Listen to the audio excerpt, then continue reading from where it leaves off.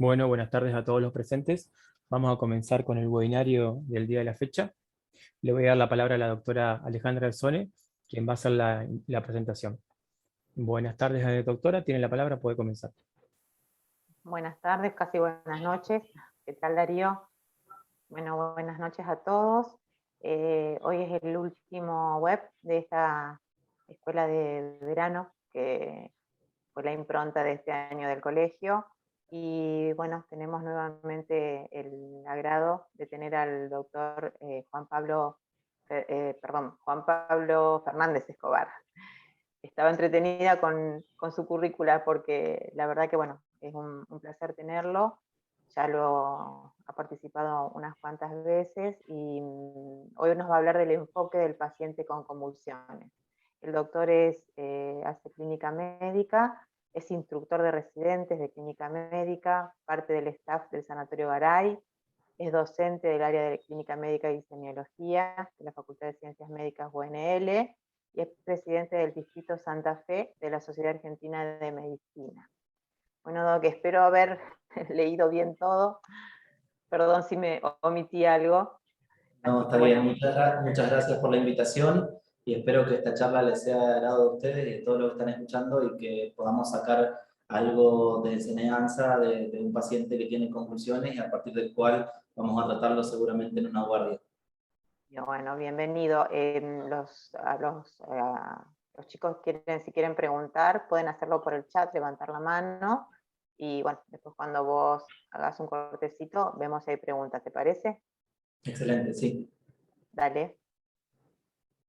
Para comenzar vamos a arrancar con un caso clínico. A partir de este caso vamos a surgir distintos interrogantes y esperemos que en el transcurso de la charla podamos contestar todos estos interrogantes que van surgiendo a partir de este caso, que en definitiva es como les decía, vamos a tener pacientes de este tipo, entonces vamos a poder tener respuesta a qué hacer con estos pacientes cuando se nos presentan a la guardia.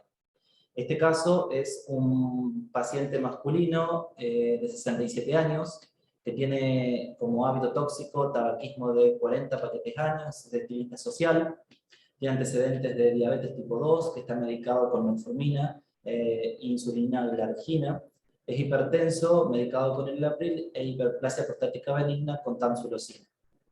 Este paciente es traído a la guardia por un familiar por un episodio ocurrido en su domicilio 15 minutos atrás, caracterizado por movimientos en los 4 miembros, tónico-clónicos, pérdida del conocimiento en el momento del evento, relajación de esfínter posterior al mismo.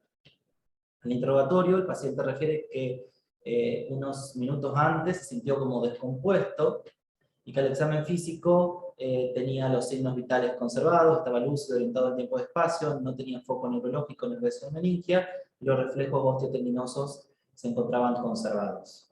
Entonces, ¿qué hacemos con este paciente que nos llega a la guardia, que aparentemente tuvo un episodio de convulsión, por lo que relata el familiar, pero que actualmente cuando uno lo interroga no encontramos datos relevantes, en el examen físico no encontramos nada? A este paciente lo mandamos de alta, a este paciente lo derivamos a un ambulatorio, a un neurólogo, le damos tratamiento para una epilepsia, o lo internamos porque creemos que es necesario hacer algunos estudios. Bueno, a partir de estas preguntas que me estoy preguntando yo, que supongo que ustedes también se la estarán haciendo, vamos a dar esta charla, donde vamos a hablar sobre los conceptos acerca de lo que es epilepsia, convulsión, estado epiléptico, estatus convulsivo, la epidemiología sobre el tema, la etiología, ver las causas que tenemos como causantes, valga la redundancia, de la convulsión en un paciente adulto, cómo vamos a evaluar a este paciente que nos llega a la guardia, cómo lo vamos a clasificar, si vamos a utilizar neuroimágenes y electroencefalograma de rutina o cuándo lo vamos a utilizar, y qué tratamiento y un poquito de estatus epiléptico, porque no es el objetivo de esta clase. Siempre evaluando la evidencia que hay sobre el mismo y qué recomendaciones existen en la literatura para saber si lo que estamos haciendo está recomendado o no. En relación a lo que es conceptos, una convulsión es un comportamiento involuntario, estereotipado e incontrolable por parte de un paciente. Una crisis epiléptica es el evento clínico que refleja una convulsión, es decir, la presencia de descargas hipersincrónicas de las neuronas ubicadas en la corteza cerebral y que tienen la particularidad de iniciar y finalizar de forma brusca. Jackson las definió como una descarga ocasional, excesiva y desordenada del tejido nervioso, y epilepsia, en cambio, es una enfermedad crónica caracterizada por la presencia de crisis convulsivas a repetición en ausencia de factores que la provoquen. Entonces, esto es importante porque muchas veces confundimos a un paciente que tiene una única convulsión con un paciente epiléptico y aquel que realmente o posiblemente no lo pueda hacer. Por lo tanto, vamos a evaluar en primera instancia la epidemiología, a ver cuántos pacientes vamos a recibir con una primera convulsión.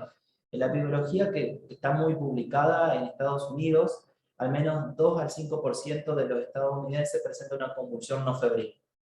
Las convulsiones representan el 1 al 2% de las consultas de las guardias.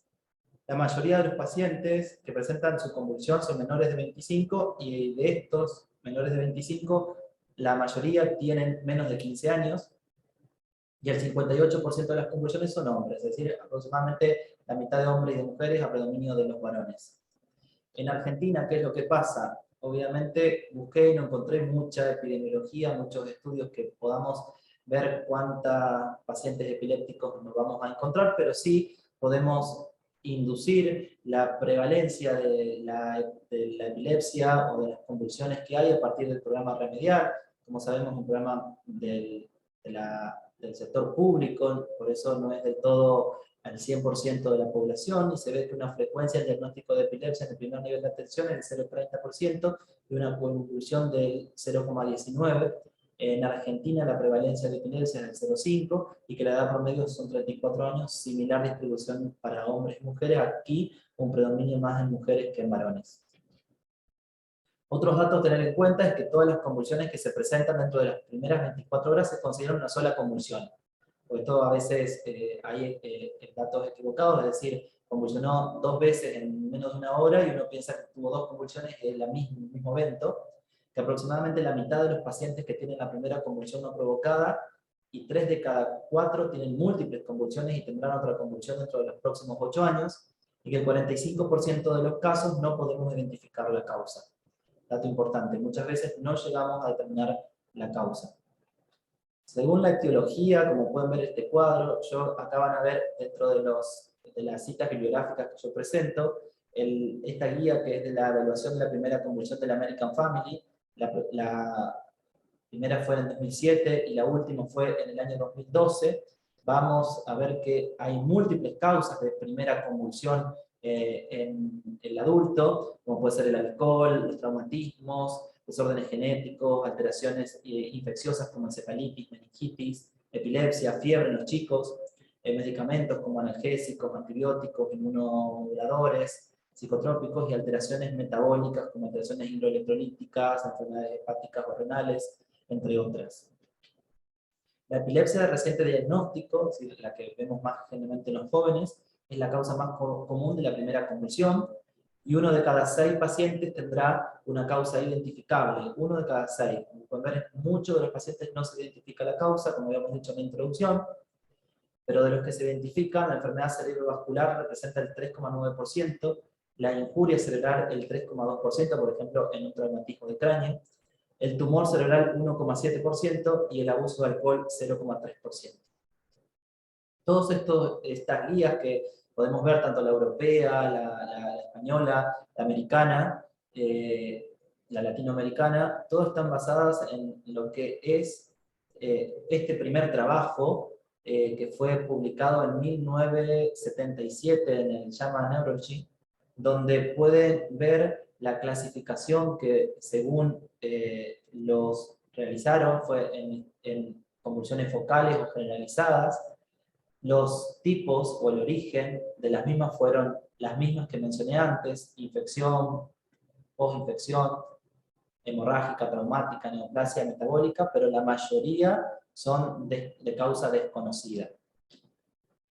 El 20% tiene causas tratables, entonces es importante a veces buscar la causa porque podemos cambiarle la historia al paciente con convulsión o epilepsia. ¿Cómo evaluamos a un paciente con convulsión? No existe un algoritmo único como evaluar una primera convulsión.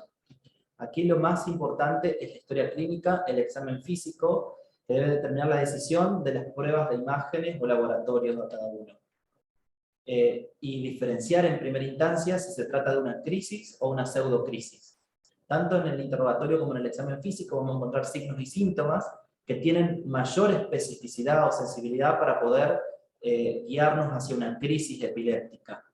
La mordedura de lengua tiene mayor especificidad que los otros signos y síntomas, pero la presencia de aura, la sensación de plenitud epigástrica, la confusión poquictal y los síntomas neurológicos focales hacen alta sospecha de que el paciente no está actuando, no está teniendo una pseudocrisis, sino una crisis epiléptica real. Entonces podemos decir que el diagnóstico de un paciente con convulsión es netamente clínico. Dentro de las clasificaciones de las causas de convulsiones no epilépticas, nuevamente podemos ver las mismas causas que comentaba recién, y dentro de las secundarias también las metabolopatías, traumatismo craneoencefálico, tumores, infecciones del sistema nervioso central, y entre otras, y que la podemos clasificar a las crisis en crisis sintomática aguda o crisis sintomática remota. Las agudas son las provocadas y son las que tienen como antecedente algo que a partir de esto es consecuencia o tiene relación estrecha temporal con un factor precipitante, como por ejemplo algo metabólico, tóxico, estructural, infeccioso, inflamatorio. En cambio las remotas son aquellas producidas por alguna lesión cerebral a la que llamamos epilepsia.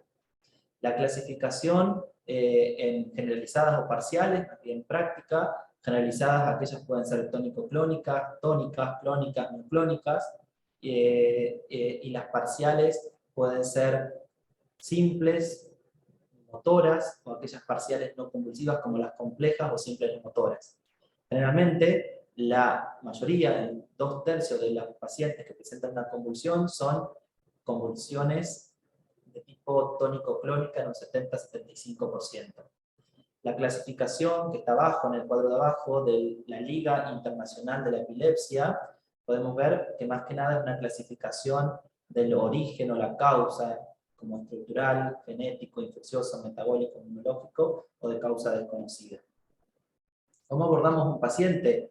En principio, definir si en realidad es un evento en el que el paciente se corresponde a una crisis epiléptica, como habíamos dicho recién, si era una crisis o una pseudocrisis.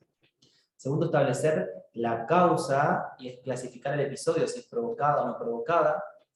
Seguimos identificando si el evento se trata de una primera crisis o ha existido ya crisis previas no identificadas. Tenemos que ver qué estudios complementarios vamos a utilizar, es decir, de laboratorio, de neuroimagen, electroencefalograma. Ahora voy a ampliar un poquito más sobre esto. Categorizar, de ser posible, el tipo de crisis epiléptica, epilepsia o síndrome epiléptico.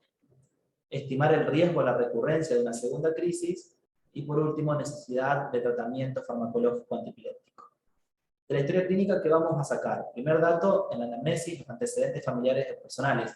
Es importante aquí saber si tiene una epilepsia previa conocida, también factores desencadenantes de la convulsión, como por ejemplo, drogas, alcohol, estrés, abandono del tratamiento antipiléptico, estímulos lumínicos y procesos infecciosos agudos, enfermedades previas que expliquen una convulsión como un cáncer, por ejemplo una metástasis en el cerebro, hipertensión, una encefalitis o una encefalopatía hipertensiva, diabetes mellitus, hiperglucemia, insuficiencia respiratoria, hepática, traumatismos craneales previos, los hábitos tóxicos del paciente por el abuso de alcohol, como decíamos recién, y la ingesta de fármacos anticolinérgicos, antidepresivos, entre otros, como causantes de convulsión.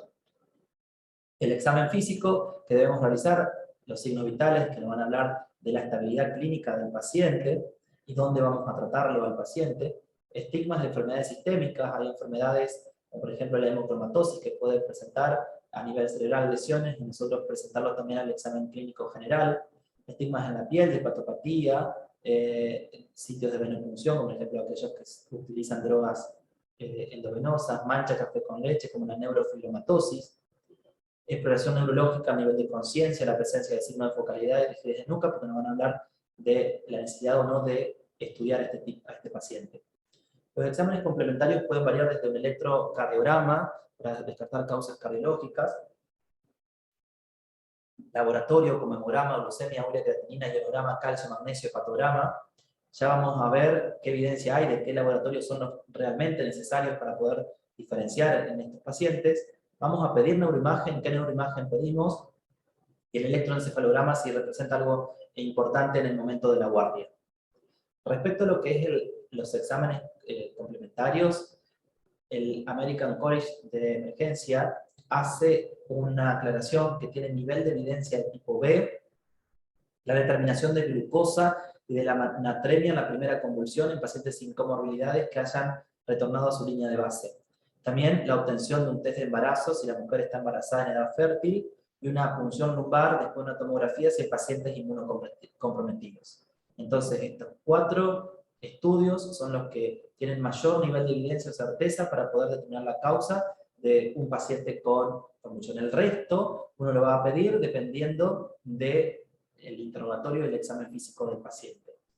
Por ejemplo, según una sospecha, si tiene un tumor o un traumatismo craneal, si vamos a pedir la imagen o no, o cuando aparece la convulsión, lo mismo si tiene antecedentes tóxicos o abstinencia, si uno sospecha un paciente que tiene una causa metabólica porque es diabético y tiene una glucemia menos de 36 o mayor de 400, uno lo puede sospechar. Si tiene fiebre, ver el sitio de infección y buscar las causas de la fiebre, como por ejemplo cultivos. Pero bueno, esto va a ser dependiendo de cada uno, y este cuadrito lo pueden encontrar en la guía española que del año 2012, su última edición.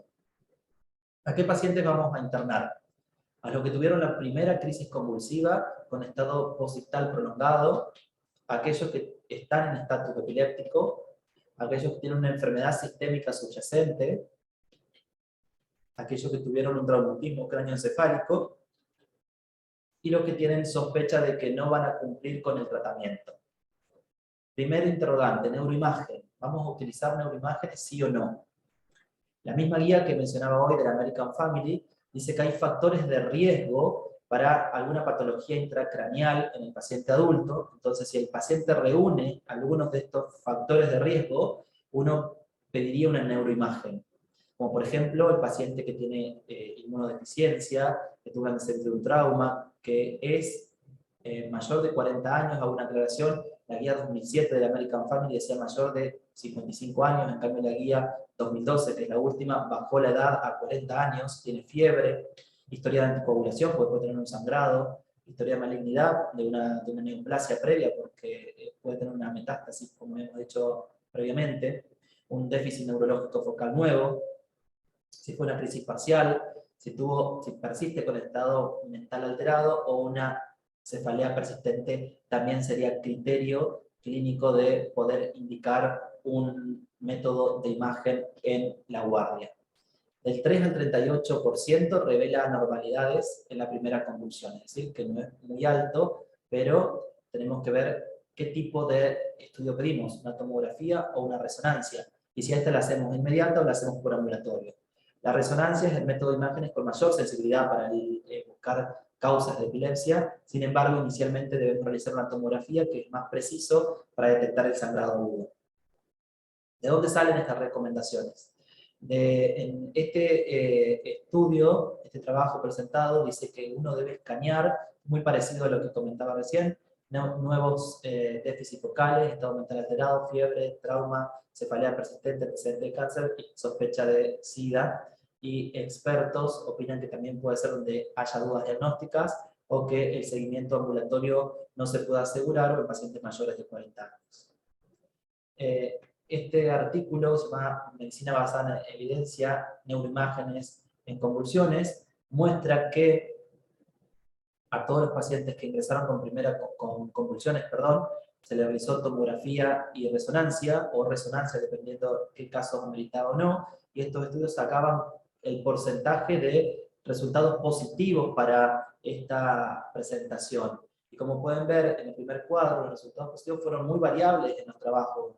Significa que en algunos casos podemos presentarlo o no, y entonces el método de imágenes va a ser dedicado a cada paciente en particular y no para todos la recomendación en general. Y en el caso de aquellos de la primera convulsión no provocada, también se hizo lo mismo, y como pueden ver, el rango es bastante variable. La resonancia en la neuroimagen de elección ante una evaluación de convulsiones no provocadas es positiva de 3 o 38, es muy amplio el rango, y hasta el 50% de los casos el hallazgo es significativo para la decisión médica.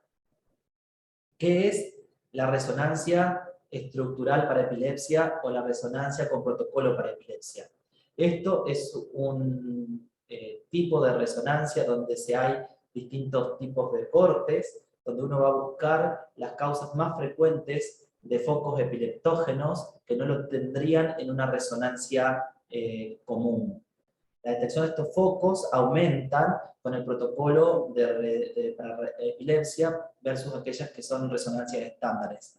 Y los hallazgos más utilizados son lesiones en el hipocampo, esclerosis de la temporal media y displasia cortical focal o algunos tumores muy pequeñitos. ¿Por qué pedimos este tipo de resonancia con protocolo para epilepsia? Este es uno de los principales artículos que avala este tipo o que muestra la evidencia acerca de esto. Aquí donde se hizo fue comparar 126 pacientes que tuvieron una convulsión, donde se le hizo a los 126 pacientes resonancia estándar y con protocolo para epilepsia, y fueron informados tanto por médicos imagenólogos, expertos en neuroimágenes, y médicos imagenólogos generales. Como podemos ver en la gráfica, acá podemos ver que los informes que realizaban aquellos no expertos en resonancia estándar se encontraban lesiones focales en un 39%. En cambio, aquellos que eran expertos en resonancia fue del 50%, es decir, que ya la persona, como es un método que uno va a tener mayor especialidad o no sobre la experticia o no en ver estudios de neuroimagen, aumentaba la sensibilidad de encontrar algún hallazgo. Y si podíamos comparar aquellos que informaron resonancias estándares versus las que tenían protocolo para epilepsia, las de protocolo para epilepsia la sensibilidad subió al 91%. Es decir, que este método es bastante predictor de encontrar alguna lesión, porque como decía al principio, estos que se encuentran lesión muchas veces tienen tratamiento y pueden ser mejorable o incluso frenar o eliminar la convulsión en aquellos pacientes que puedan recibirla. Respecto al electroencefalograma, el hallazgo de la actividad epileptiforme es específico y el valor diagnóstico del electroencefalograma es alto. No obstante, un resultado normal no invalida el diagnóstico. Sepan que si hacen un único electroencefalograma estándar, la posibilidad de encontrar el foco epileptógeno en un adulto con epilepsia es de un 29 o 55%, pero aumenta a un 77% si se realizan electroencefalogramas repetidos, como 3 estudios, y aumenta aún más cuando uno lo hace con deprivación del sueño. Hasta el 48 horas, la sensibilidad del estudio es 77%. Cuando pasan las 48 horas, obviamente que la sensibilidad de encontrar un foco epileptógeno va a ir bajando. Y vean que el 27% de los pacientes el electroencefalograma puede ser normal. La incidencia de la actividad epileptiforme en el electroencefalograma de la población normal es de un 2 a un 3%. Es decir, que encontramos focos y el electro es normal. Respecto a este estudio, lo que vamos a presentar es que también realizar electroencefalogramas en primera convulsión no provocada, podemos ver que un 31% de los electroencefalogramas fueron normales. Y también ver que dependiendo de la edad, también es variable, 100, 83, 46, 50, una estadísticamente significativa, pero como pueden ver, en los que son más chicos es cuanto más probabilidad vamos a encontrar el origen. Es decir, en estos pacientes es muy importante realizar el electroencefalograma. Con respecto a lo que es la recurrencia de una primera convulsión, el miedo a decir, lo mando a este paciente de alta y vuelve a hacer una recurrencia, vamos a ver este estudio donde puede ver el control de 100.047 pacientes en el periodo de 4 años, de los cuales muchos eran epilépticos, pero muchos de ellos fueron solamente convulsiones, primera convulsión, y se vio que cada vez que aumentaba, como podemos ver en la gráfica, los meses en paso del tiempo, el riesgo de una recurrencia era mayor, 16% a los 12 meses, 21% a los 24 y 27% a los 36 meses. Las recurrencias fueron en promedio a los 20 meses, la mayoría, no se estudió recurrencia después de los 36 meses, entonces no podemos decir qué pasa posterior a esto. La edad de la primera convulsión, el tipo de la convulsión, el sexo, la presencia de estatus epiléptico y el examen neurológico normal no modificó el riesgo de epilepsia, así que no hay un factor específico de estos factores para decir estos son los que más riesgo tienen a tener una segunda convulsión. Este es el algoritmo de tratamiento, tanto de adultos como de niños en la primera convulsión del American Family, de la guía también europea. Y como podemos ver en adultos, que es lo que está dedicada a esta clase, si obviamente tiene, si no es su primera convulsión, seguramente es un paciente epiléptico, pero si tiene la primera convulsión, debemos ver los signos y síntomas del paciente para decidir si utilizamos neuroimagen o no, generalmente la tomografía para descartar, como decíamos, la causa estructural o la resonancia, si esta es negativa, y ver si te encontramos con protocolo de epilepsia, signos de gliosis, neoplasia, causas degenerativas, o si no encontramos aquellas que se llaman criptogénicas. ¿Cuáles son? Porque habíamos dicho ver si necesitábamos realizar fármacos antiepilépticos, aquellos que tenemos que confirmar o definir el tratamiento, pero que tenemos mayor riesgo de recurrencia. Esto es la escala que te determina cuánto mayor riesgo de recurrencia tenés. Una epilepsia global del 35 al 45%, el riesgo de recurrencia es mayor al corto plazo. Factores que aumentan la probabilidad son el tipo de convulsión o síndrome epileptógeno, como las epilepsias sintomáticas, la historia familiar de epilepsia, anomalías neurogénicas, anomalías epileptiformes en el electroencefalograma y lesiones en la neuroimagen. ¿Cómo tenemos que tratar? En principio, a todos los pacientes, evitar que se autolesione, entonces colocarlo con la cabeza hacia un lado para evitar la broncoaspiración, administrar oxígeno con mascarilla 50%, es preferible máscara con reservorio al 100%, y podemos utilizar benzodiazepinas en inicio, lidocaína, fenitoína, barbitúricos relajantes musculares. El lorazepam y el diazepam son eficaces en el tratamiento, así que podemos utilizarlo sean en la emergencia prehospitalaria como dentro de la institución. El midazolam no endovenoso, es decir, oral, nasal, intramuscular y rectal, es igual de efectivo que el diazepam endovenoso y el midazolam oral es superior al diazepam rectal, y el midazolam intramuscular es de eficacia similar al lorazepam endovenoso en el tratamiento inicial extrahospitalario. Entonces, si no tenemos el lorazepam endovenoso, no encontramos una vía para el paciente, se puede hacer midazolam intramuscular. Respecto a los más utilizados, diazepam, midazolam y lidocaína, acá les dejo un cuadro donde puedan ver cuántas ampollas se debe utilizar para cada uno.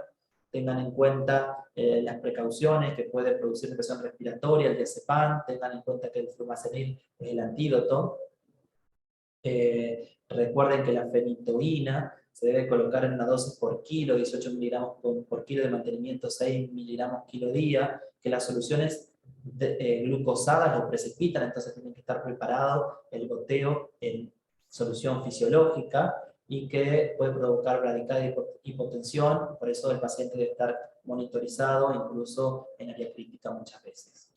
¿Qué evidencia hay de estos fármacos antiepilépticos clásicos como la fenitoína, carbamazepina, fenobarbital y ácido valproico? Son efectivos en la prevención de crisis por TEC, craneotomía, malaria, síndrome de abstinencia por alcohol, con una evidencia A1. Y las benzodiazepinas son efectivas para prevenir las crisis por abstinencia de alcohol, también con evidencia A1.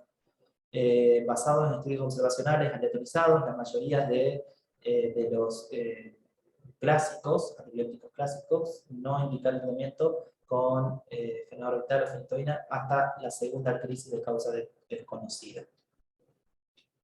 Respecto a un epiléptico conocido, es decir, que ya tenía epilepsia y que vino a la consulta por una convulsión, entre el 25 y el 50% de los pacientes presentan una crisis a pesar del tratamiento, que el 5 al 10% de los pacientes presentan epilepsia refractaria al tratamiento, que el paciente o los familiares conocen generalmente los síntomas y ellos son los que llegan a la sala de urgencia con el diagnóstico, te dice, mi hijo tuvo una convulsión porque ya lo viví y son las crisis similares a las que siempre tiene.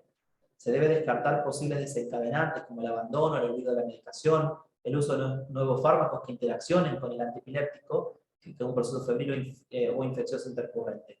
Tienen los mismos criterios de neuroimagen que había comentado recién, y si es una crisis típica y se debe al abandono del tratamiento, lo que hay que hacer es reiniciar el tratamiento habitual y que derivarlo a la consulta con su neurólogo para valorar el dosaje de fármacos, titularla si es necesario o ver si hay que cambiar el fármaco. Esto es algo bastante novedoso, el uso de cannabinoides en la epilepsia, es decir, el aceite de cannabis, está mucho en boga. Esto es un resumen de Epistemónico, que es una página donde utilizan el sistema GRADE para evaluar la evidencia de los distintos trabajos, sacar recomendaciones con respecto a los mismos. Acá pueden ver en esta tabla los trabajos que existen desde el año 2014 hasta ahora, desde mucho antes, de 2002 hay trabajos, se clasifican por el nivel de evidencia de los trabajos, y acá se ven los desenlaces y el nivel de certeza de evidencia que hay con respecto al mismo. Respecto a la disminución de la frecuencia de las convulsiones por los cannabinoides, pueden ver que la evidencia tiene una certeza muy baja. Y los efectos adversos que producen sobre los pacientes, moderada. ¿A qué conclusiones llegaron en este tipo de metaanálisis? Es que no está claro si los cannabinoides disminuyen la frecuencia de las convulsiones porque la certeza es muy baja. Entonces pueden ver pacientes que dicen, estoy utilizando aceite de cannabis y tengo menos convulsiones. Es individual de cada paciente y como pueden ver, el nivel de evidencia es baja porque los estudios tienen distintos criterios de inclusión y de exclusión que son distintos, no se pueden a veces comparar, y los cannabinoides probablemente asocian a efectos adversos más frecuentes, pero que son transitorios. Volvemos al caso clínico. ¿Qué le pasó a este paciente? En la sala de guardia presenta nueva crisis convulsiva que no cede espontáneamente. ¿Qué hacemos nosotros? Aseguramos la vía aérea, la circulación, colocamos la vía periférica, indicamos una benzodiazepina, como han dicho recién, pero el paciente no recupera la conciencia. A los 5 minutos presenta una nueva convulsión. Entonces, ¿qué hacemos acá? ¿Qué le pasó a nuestro paciente? Que volvió a convulsionar y que incluso no recupera la conciencia después de esta convulsión. ¿El paciente estará en estado epiléptico? Sí, el estado epiléptico se llama aquella convulsión con una duración mayor a 30 minutos o crisis repetida sin recuperación del nivel de conciencia entre los periodos de interconvulsiones.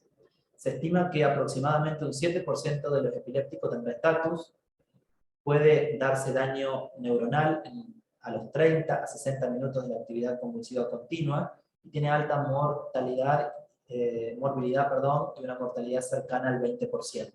Entonces es importante conocer esto. Se asocian numerosas complicaciones como rhabdomiólisis, acidosis láctica, neumonías por broncoaspiración, edema pulmonar broncogénico e insuficiencia respiratoria. Muchas veces estos pacientes hay que estabilizar o asegurar la estabilidad cardiorrespiratoria y hemodinámica del paciente para iniciar el tratamiento para la epilepsia. Entonces un paciente crítico y muchas veces tiene que ser evaluado por el médico de terapia intensiva. Por eso vamos a hacer solamente un leve comentario sobre esto, porque es dedicado a esta clase más que nada a los médicos de atención de primer nivel, médicos generales, médicos clínicos. La evaluación inicial para el tratamiento farmacológico inicial y tratamiento del estado convulsivo refractario. En la evaluación inicial tenemos que explorar de forma rápida el examen físico-neurológico para clasificar el estado de tipo convulsivo, evaluar la función respiratoria y cardiovascular y la necesidad de soporte ventilatorio, es decir, intubar al paciente, monitorizar la tensión arterial y saturación de oxígeno, canalizar con una o dos vías periféricas, extracción analítica de electrolito, glucosa, gasometría arterial y el estudio toxicológico, administrar tiamina intravenosa y glucosa al 50%, también como sospecha de algunos diagnósticos como la privación de alcohol o una hipoglucemia severa, corrección de posibles factores desencadenantes, si se conocen, como la hipoglucemia, la hiponatremia, hipocalcemia, deshidratación, fiebre y acidosis metabólica. Acá tenemos los distintos pasos a controlar pulso, la tensión arterial, el oxígeno, bicarbonato, glucosa, cada cuánto y cómo va a estar en la crisis convulsiva, en el estatus epiléptico, perdón, el tratamiento farmacológico inicial, como pueden ver ahí en las tablas, benzodiazepinas, carbamazepina, midazolam, lorazepam, también los nuevos antiepilépticos como el levetiracetam, pueden verlo ahí, cuánto controla la crisis, la dosis de cada uno, y la evidencia, como pueden ver en esta revisión de Cochrane, dice que el lorazepam es mejor que el diazepam o la fenitoína sola para lograr el cese de la crisis y conlleva un menor riesgo de evitar un estatus epiléptico. Tanto el diazepam como el lorazepam son mejores que el placebo. Y en respecto al estatus epiléptico refractario, monitorizar al paciente en cuidados intensivos. El paciente tiene que estar hemodinámicamente estable, vigilancia del electroencefalograma acá sí es importante, y el manejo debe ser en aquel que está inestable hemodinámicamente con anestesia general, y en ocasiones se debe inducir al coma con barbitúrico, por lo que se necesita intubación orotraqueal y una correcta oxigenación y soporte hemodinámico y registro electroencefalográfico continuo. Muchas gracias. Bueno, Doc, estoy mirando a ver si hay alguna preguntita. Sí. Te quería, bueno, hacer un comentario de aquel inicio donde diste los criterios de internación, pensando un poco en en el médico que está en un centro de atención primaria, alejado del segundo nivel. Sí. Lo más probable que puede pasar es que nos llegue a un centro de salud postictal, recuperado de su crisis. Sí. Uno hace la anamnesis, pregunta, examina y demás, pero bueno, el criterio sería derivarlo al segundo nivel, más allá de que esté recuperado de ese primer episodio, para poder estudiarlo. Creo que eso tiene que quedar claro, porque por ahí al llegar el paciente ya recuperado y uno al ver la evaluación. Por eso fue de forma intencional, el paciente al ingreso estaba recuperado y en la misma sala de guardia posteriormente hizo un nuevo evento, entonces uno tiene que ver qué es lo que va a hacer con ese paciente, y fue intencional para que uno evalúe eso, que en cualquier paciente le puede pasar eso, que uno lo ve recuperado, pero puede haber una segunda convulsión, pero tener en cuenta, como le dije, cuáles son aquellos factores de riesgo que van a hacer que una crisis vuelva a aparecer y cuáles son los pacientes que sí o sí tenemos que controlar o estudiar, como vos decir, para derivarlo a un segundo nivel de atención. Ahí lo dejo, creo que una de las cosas más importantes de este taller, ver cuáles son los criterios de internación que son los que nos van a ayudar a decidir a qué pacientes mandamos a la casa o qué pacientes lo derivamos. Exacto. Lo derivamos o lo internamos si estamos ya en un segundo nivel. Exactamente. Bien, no veo ninguna pregunta. ¿Alguien quiere levantar la mano? Ahí está el doctor Serrano, ya le doy para que hable. Bien. Ahí hay una pregunta, doctora. A ver.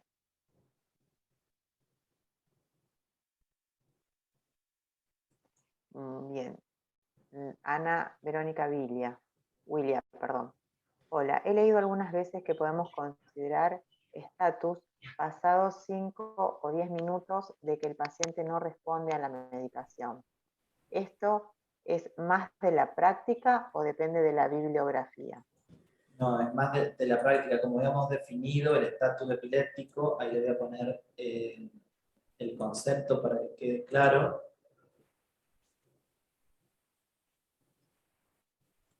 Acá está.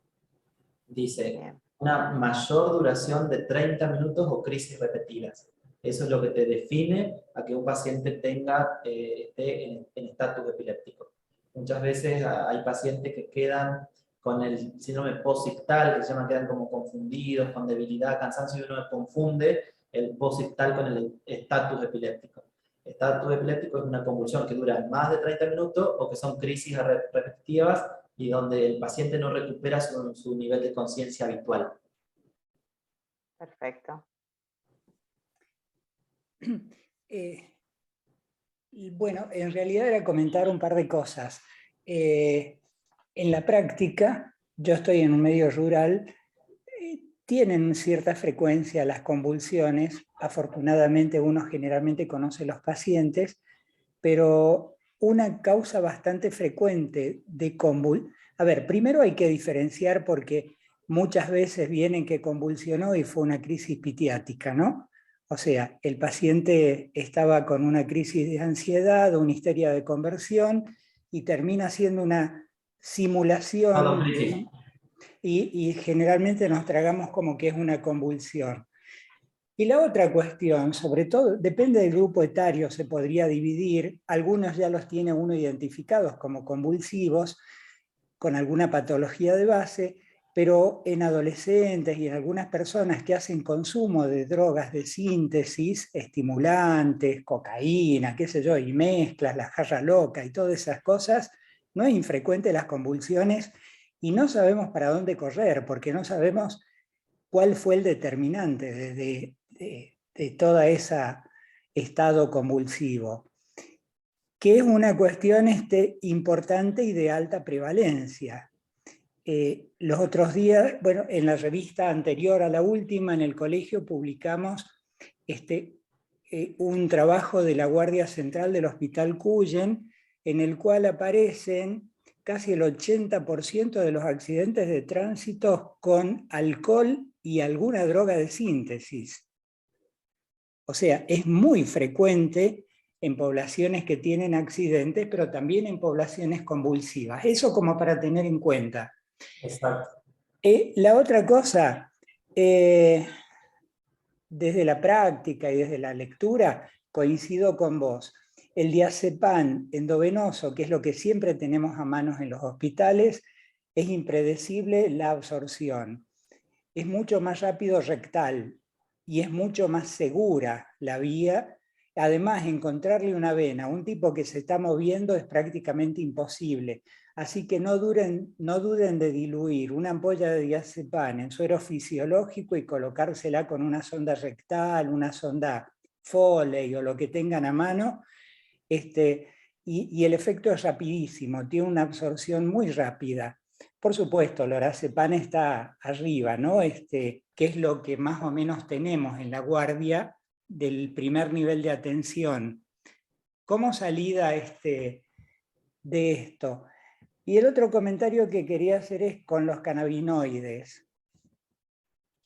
He leído bastante y parece ser de que la cuestión, todos tenemos receptores cannabinoides, y que hay dos tipos de marihuana.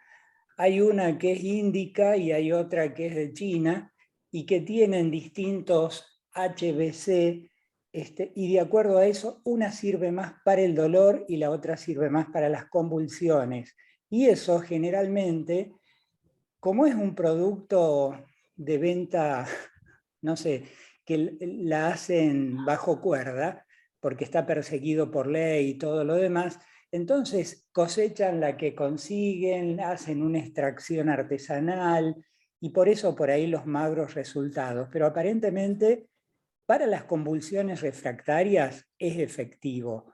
No así tanto para el dolor y no para todas las otras cosas, porque ahora lo usan como una panacea, ¿no? Al aceite de cannabis. Era eso nada más. No sé si estás de acuerdo. Concuerdo en todo lo que ha dicho. Siempre la pseudocrisis, lo primero que hay que descartar, que fue lo primero que dije en la presentación. Después, como bien dice, el alcohol y las drogas son tantos factores desencadenantes para pacientes que ya eran epilépticos y que hacen una convulsión, pero también para aquellos pacientes que tienen otros factores, como por ejemplo un accidente de tránsito, un TEC, y también como factor desencadenante de una convulsión. Entonces, no tenemos mucha estadística. Está buena la estadística que está del Hospital Cuyen porque es algo que aporta a nuestro accionar diario, entonces tenerlo en cuenta porque está muy bueno. Respecto a lo del aceite de cannabis, exactamente lo mismo. Los trabajos que están publicados siempre no se pueden comparar entre ellos para hacer un metaanálisis bueno, porque tienen distintos criterios de inclusión, y como usted dice, los materiales y métodos siempre son distintos, porque dependiendo qué aceite usaron, la concentración, cómo lo usaron, uno no puede hacer buenas comparaciones, entonces los resultados no son de todo auspiciosos en esto que estuve leyendo. Pero en la práctica, uno a veces, como usted dice, puede ver que que hay mejoría en algunos pacientes. Genial la charla, muy práctica, muy práctica. Felicitaciones, Juan. No, muchas gracias. Bueno, Doc, no veo otra preguntita por ahí.